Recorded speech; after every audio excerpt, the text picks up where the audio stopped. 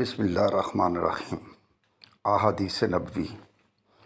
پہلی حدیث، رسول اللہ صلی اللہ علیہ وآلہ وسلم نے فرمایا کہ جس شخص کے ساتھ اللہ تعالیٰ بھلائی کا ارادہ کرے تو اسے دین کی سمجھ عطا فرما دیتا ہے، اور میں تو محض تقسیم کرنے والا ہوں، دینے والا تو اللہ ہی ہے، اور یہ امت ہمیشہ اللہ کے حکم پر قائم رہے گی، اور جو شخص ان کی مخالفت کرے گا انہیں نقصان نہیں پہنچا سکے گا، یہاں تک کہ اللہ کا حکم یعنی قیامت آ جائے اور یہ عالم فنا ہو جائے۔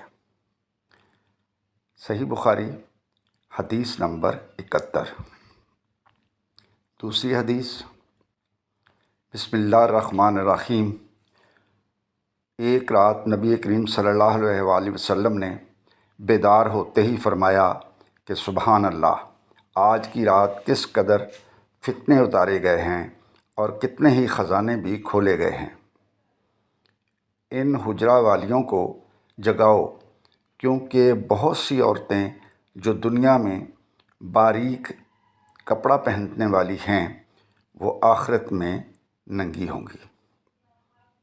صحیح بخاری حدیث نمبر 115۔